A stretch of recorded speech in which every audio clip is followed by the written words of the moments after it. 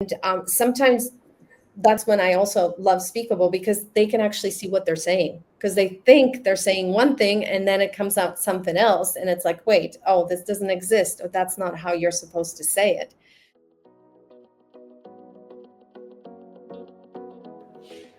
Hello, I'm here with Liz Najlis today, a Spanish teacher in California. Um, and we're going to dive right into it. So, Liz, you've been using Speakable for how long now? I think it's going to be about a little over a year. A little over a year. And you have students that are higher level. So they're high school students, right? Yes. Okay. They're high school students. I have students who are native speakers. I have students who are AP bound, and also students who are sort of on a lower level, like 2 honors, but it's still, a pretty good level. So not like very, very beginning levels.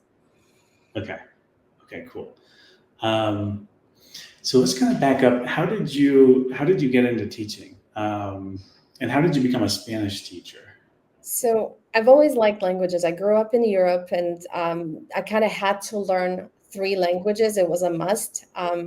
I actually grew up in a communist country, so I started with Russian, and then I learned German and English. And when I went to college, I started Spanish. And everywhere you go in Europe, you hear so many different languages. So it's kind of a fun thing to be able to go to a place and be able to communicate in the person's language, as opposed to just try to make them speak another language.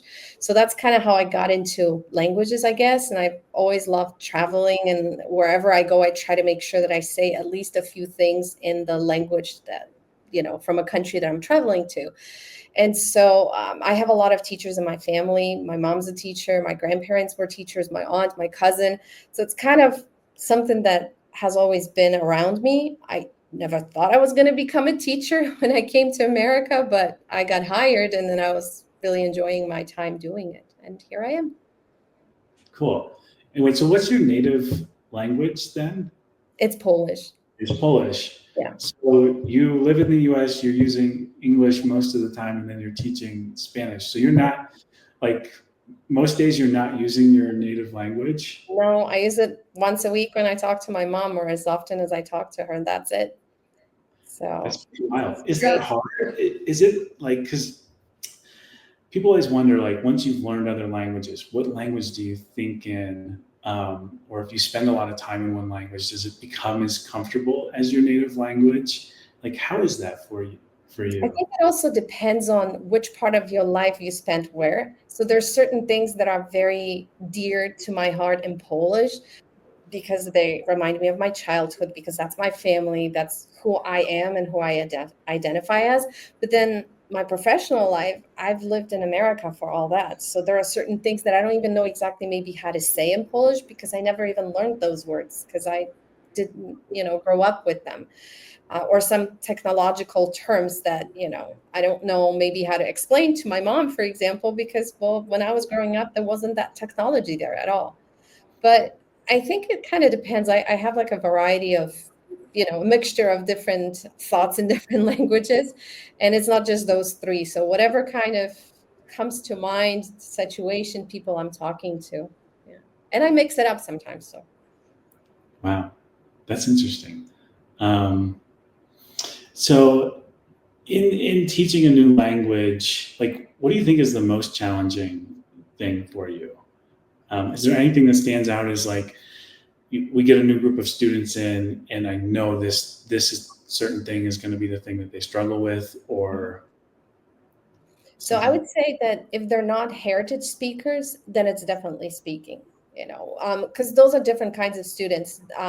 If you're a heritage speaker, you hear Spanish all around you. If you're not, being in a classroom is the time when you're going to hear the language. And there are a lot of kids who don't really necessarily feel comfortable, so they don't want to practice. And then depending on how short your class is, how many kids you have in that class, they might not even get that much practice. And that's really the hardest thing. And I don't really necessarily need them to be perfect, but just having this confidence of like being, who they are, and being able to talk to someone, and even asking, hey, how do I say that? How do I say this? I don't, just communicating. So I would say definitely speaking.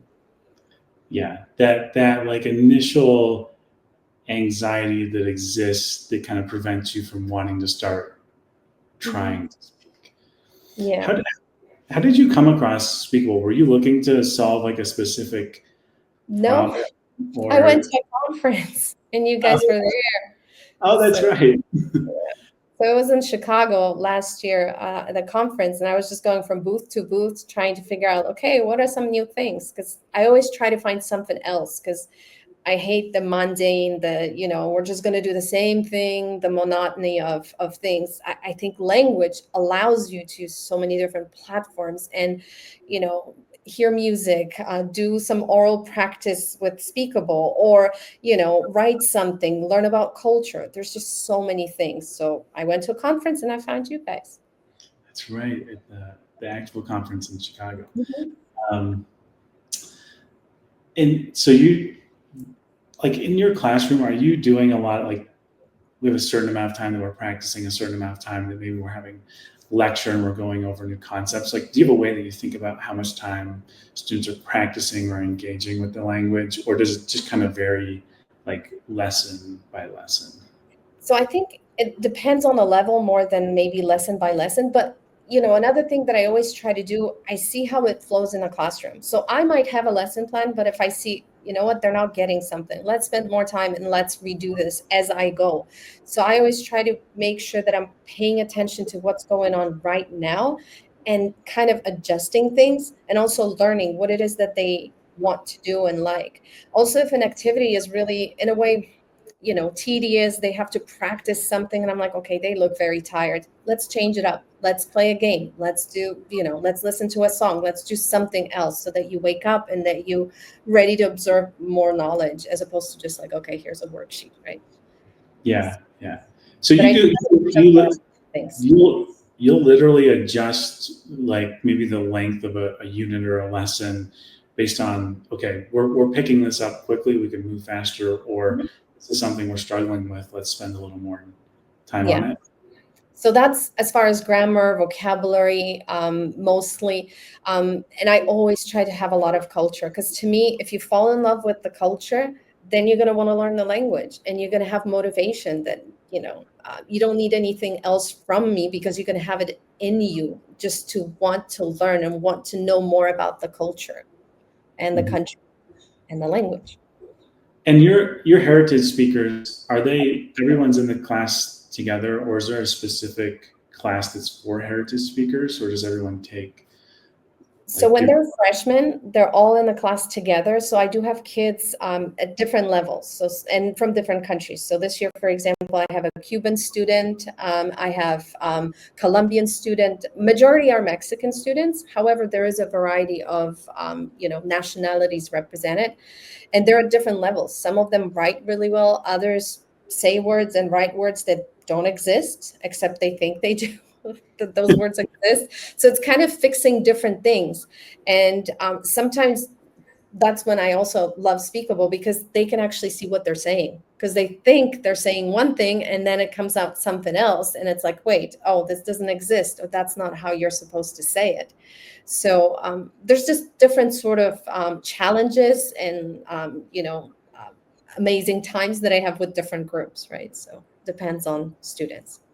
Yeah, it seems like it is kind of a challenge when you have different levels of folks in a classroom because you're trying to have a lesson plan that will work for everyone, and Mhm. it's difficult if you have a lot of different levels. But are there also some advantages to it? Like if you have native speakers in the class, they might be able to bring some unique insight from their culture and share it with everyone else. Are there So that advantages? happens at the AP level, because the freshman kids, they're all heritage speakers and they're only heritage speakers. Oh, So there's no one, they're freshmen and the whole class is in Spanish. There's no English at all. And, they're all just having different accents, different maybe levels of vocabulary, but they're all speaking Spanish.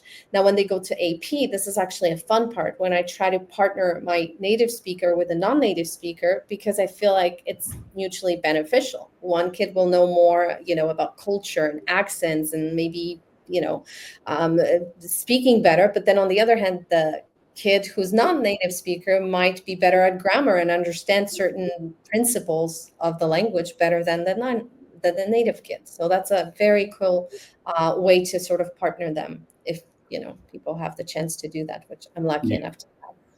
Yeah. That's cool. Are you using? I went and looked before we jumped on, and I saw that you have like 25 activities that it looks like you've created in Speakable. I didn't even. It looked like a lot of them are free response. Do Mhm. you mostly use the respond activities with your students, or do you use some of the repeats as well? I don't really use the repeat, and I think it has to do with the fact that I have higher levels because native speakers, they don't necessarily need to repeat the words.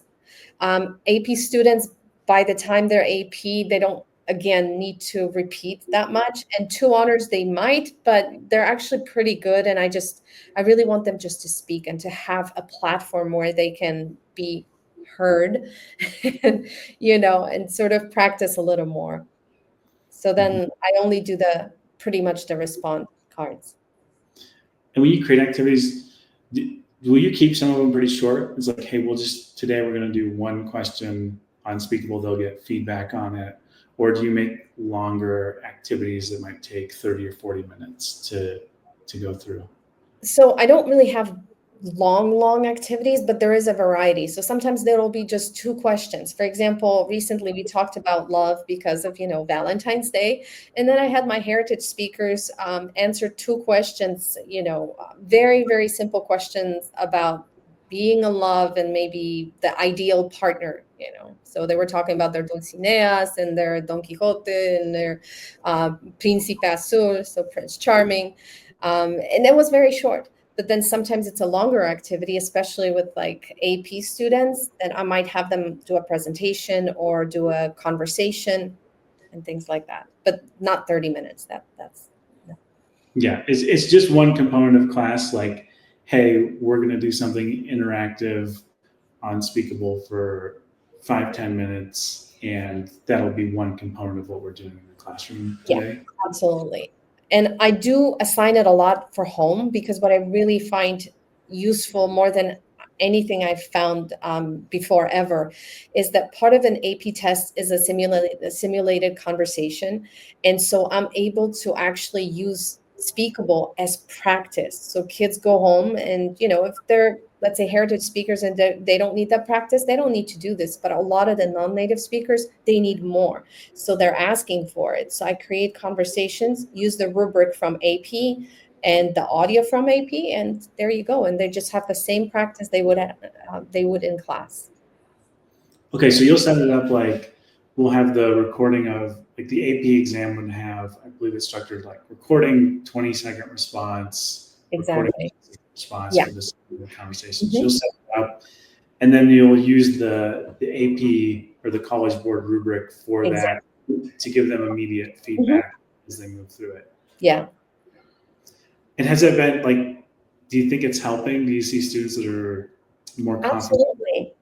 They have more confidence. I mean, as far as accent, I don't know, because in the end, there's so many different accents, so probably not, but definitely with confidence. They're coming into class like, okay, I've done this before. I know what it looks like. I know how to sort of practice more and get better at like responding in 20 seconds, to use 20 seconds. So it's very, very helpful. And I can give them more practice, which, if I have over 80 students, and then I have two other classes, it's just impossible for me to go through all these audios.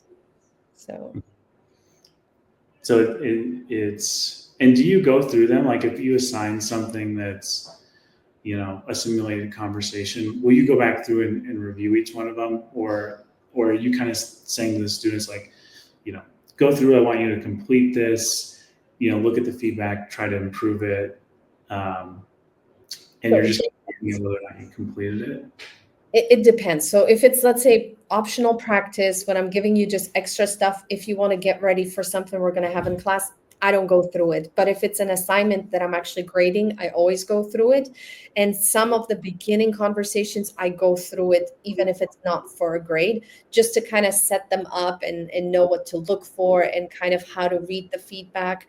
But like I said, later on through like second semester, I don't really read or listen to anything that is optional, if it makes sense. Yeah, so you have optional, and then you might have some that are assigned as homework that have Exactly. students. Yeah. When it's optional, do a lot of students do it? I think Like, so. I mean, more and more. At the beginning, they're like, I don't have time, whatever. And then they got their first grades. They're like, I think I got to go back to Speakable and do some practice. So that was nice to see. cool. And there are other components of the AP exam, like the presentation or the email writing. Do you set up practices for those components as well as the simulated conversation? So what I also set up in Unspeakable is the cultural comparison. And so they also have a topic and then they talk. And a big thing for me there is using the correct, register, whether it's tú or usted. So they're not, especially for my native speakers who kind of jump in and use both or just, informal language instead of formal. So that's very useful. And then for the writing components, for the essay and for the email or letter, those are the things that I just kind of do on paper in class. And I do practice, but the emails tend to be, or letters, whichever way, they tend to be fairly easy for the students. So they don't need as much practice. It's the essay that takes a lot of time. But yeah, but I don't use, Speakable for the essay or anything else. How long is the essay that they write So it's for 55 minutes, but it's, there's three sources. There's a text, then there's a graph, and there's an audio source. And then they have to answer a topic, and they have 40 minutes after all these sources, were read and listened to write their essay. So it's stressful because it's really a higher level of writing and kind of depending on how much practice they had even in English and how logically they think sometimes, or maybe not, it might be tougher or easier for them. So, Yeah, it's very high level. Looking at your writing, as well as your language mhm. use. Um, what does the College Board look for? Like, is it because are they going from formal to informal with usted? Is it looking for a pretty well? How do you say this? Like, it's looking for pretty formal language use when they score these, or is it like appropriate for this situation? How would you describe So that? it depends on the situation. For the cultural comparison, that has to be formal. But for let's say an email, a letter, then it depends who they're responding to. Most of the times it's going to be formal, but it could be not formal. It's mostly formal. Essay formal, and then the conversation tends to be informal. There are a few times that it isn't, but it tends to be informal. Yeah. So it Okay. kind of depends on the situation. And they have to read the directions and see which one to, which register to use, whether it's tú or usted. Okay, so as part of the process, they're given instructions of like, this is a casual conversation, Mhm. or and so But that's they don't say you're talking to your friend, so then you know that it's someone who you would treat as a, informal tool. But then it might be you're talking to someone, you're trying to get, I don't know, a scholarship or something like this, and you're talking to a college board or some kind of a board member, and then you would obviously have to use a different register. So they kind of have to read directions, see what it says, who they're talking to, and, make that decision, which they kind of know if it's one or the other. It's just when they're saying it, it comes out, not always what it's supposed to be. So yeah. just, When you're speaking, you might just be going for it, but when you're writing, you are kind of visually seeing mhm. what you're putting down, and you might be able to go back and correct Yeah. it. When it is a spoken response, um, you might have to lead your thinking a little bit about Mhm. what you're And there's getting. more things to it. It's also about the quality of your language, vocabulary, what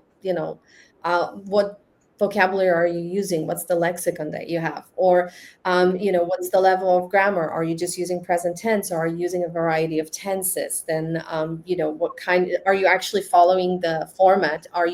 Sometimes it'll tell you, you have to respond negatively, and kids are so stressed out, and just like trying to respond. They'll hear a question, would you do this? And they're like, yeah, of course. And it says negatively, say no. So that's another way when they practice, using Speakable, they will have that information in there as well. And it will say respond negatively. And then, okay, I didn't read the instructions. I just went with it. I responded without really reading what I'm supposed to do. So. Does Speakable do a good job of giving feedback so for those like AP type situations, if you set the prompt up and it's like respond negatively, does the Speakable feedback come back kind of how you would want it to for those? So it kind of depends, but that's also the times when I'm going through it and I'm like, you didn't do the good job here. But it picks up, for example, the tu versus usted fairly well. It picks up the grammar type of vocabulary. Pronunciation, probably not so much, I would say. I haven't seen, when I look at students' feedback, much of the pronunciation, but I guess as long as it's understandable, it doesn't really necessarily matter what accent they have, if it's like Mexican accent or Argentinian or just their own understandable accent. And the whole negatively, sometimes I've seen it do it and sometimes no. So maybe something to like, I don't know, look into. Yeah, we're redoing the feedback right now, and the pronunciation, like the way it works, it transcribes it, so it does just look at whether or not it's understandable. Yeah. Right now in the repeats, but that is actually going to be changing. There's a new model coming out that can the large language model can actually process audio, so it can give better feedback on pronunciation. Which we're testing that because pronunciation is such an interesting thing, because as you're saying, like, there's this idea of like a perfect accent, and then there's like, is it comprehensible? And then it's like, well, perfect accent is kind of subjective, Absolutely. right? I mean, we look at Colombia. You go to, Cartagena and you'll hear a different accent, and then you go to Medellin and that's different than Bogota. So, within the same country, you have a variety of accents, which is the same also for the US. But, it's just, I think the most important thing is whether or not they're being understood. And if they're saying things properly, like, double L, maybe let's pronounce it in, a certain way, not just as an L or something like this, like me llamo, right? And me llamo, whichever way. Mm-hmm. How when they take the exams, like the AP exam, do they judge their pronunciation on the exam? No, it's mostly, is it comprehensible? So if, you're saying something and I don't really know what you're saying because of your accent, then I'll dock you points and they will dock you points. But if it's clear and if it's not maybe necessarily an accent from a specific country, then it doesn't matter. At least from my experience, because I'm also not college board. So I only look at the, results the students have, and it seems that they're doing well. So I'm assuming that's how it is. Yeah. I mean, it makes sense because it's very difficult to judge pronunciation, especially for a language like Spanish, where it is like, it is different within the regions in Colombia. And then like within Mexico, you have so much variety within Mexico. Absolutely. And there's so many other places. Mm-hmm. Yeah, interesting. Well, we can kind of start to wrap up here. I'm wondering if you have any advice for teachers that are new to Speakable. Is there any like mistakes you made your first time rolling it out that other folks could avoid, or things that you did that you're like, that went really well, I would recommend, going I would that route? say, I kind of just jumped into it right away. I usually try to do it. And I have a pretty good relationship with my students when I will say, hey, you know what, we're trying something new. I'm learning, you're learning. Let's do this together. It's just kind of being able to try things out and not worry about if it's going to be perfect. And I would definitely suggest using like the first two activities, so to speak, for practice. just for as much for the students as for teachers, because then you know kind of how it looks, what you're looking for. And I prefer, but that's just me, to build up my activities from scratch, because then I really have, I know exactly what I want to do, and it helps me build it up. But if you're not comfortable with it, there's AI that can help you. And so I really think that people should just try it, and it really helps with the amount of work that I wouldn't be able to grade all this. It's just impossible with all these orals. And so I'm very, very grateful. Yeah. And so you would, first time you do it is practice. Don't make it like a high pressure situation, and just let the students know, like, we're trying this out. We're in this together. Yeah. Yeah. Yeah. And I would definitely use rubrics, because that's something I didn't start with, because I don't know if you had rubrics then or not, but like I didn't start with the rubrics when I first saw Speakable. And this is so helpful, especially if you're teaching AP by any chance, just putting in that rubric there and being able to kind of see the score that the students get, based on that rubric. So I think that's very, very helpful. And the feedback that the students get based on the rubric, do you think it's helpful for them, or is it too much information? Because we get like kind of mixed feedback on like the rubric. Feedback is really good, and some say it's like it's a lot to digest. I think it depends on your rubric, right? Because, there's different kinds of rubric. And if it's an AP rubric for an AP class, then I think it's invaluable, because it'll tell them how, or at least, give them an idea of how it might be scored. Because during an AP test, yeah, maybe that's not one person that's scoring you when you're doing your oral, when you're doing your written part, but at least it's one perspective. And so that's important too, that they get that idea. And if it's like one or two questions, I wouldn't use rubric for that. If it's just, something that you want to ask them really quickly. But the AP things, I definitely would. Do you think about it in like terms of like a response length? So if we're asking for a longer response, we use a rubric. But if it's something like, what do you like to do on Saturday, and you're expecting a short response, would you still use a rubric in that scenario potentially? Probably not, unless I'm grading it for something specific. So then I would be, let's say, I have them speaking using past tense, el pretérito, and then I'm really focusing on this. So I could be using a rubric that is actually targeting what I am looking for in this oral. So maybe not all of it, but there's one particular item that I'm really focusing on.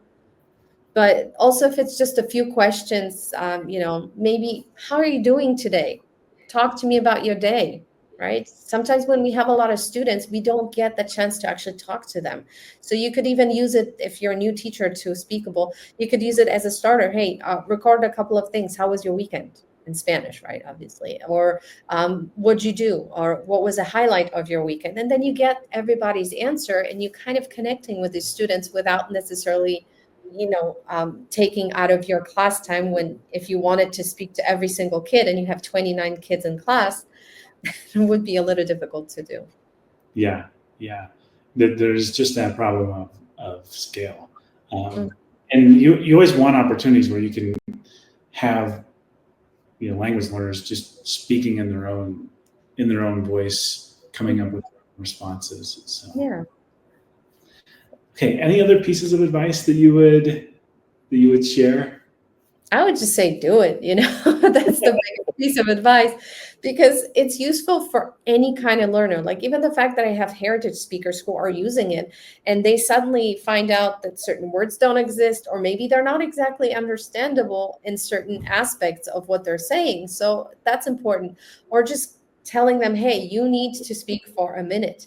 Because sometimes people who know a language, they're like, you'll ask them a question and they'll just say, yeah, no, uh-huh. And I'm like, you can say so much more. So just kind of having them be accountable for how much they talk, and, and what they say. So my biggest advice is just use it. Try it out. It's really worth it. Just go for it. Mm-hmm. Okay. Well, thank you so much, Liz. Thanks for joining us, and thanks for the good conversation here. I'm excited to share this. Awesome. Thank you for having me. Of course.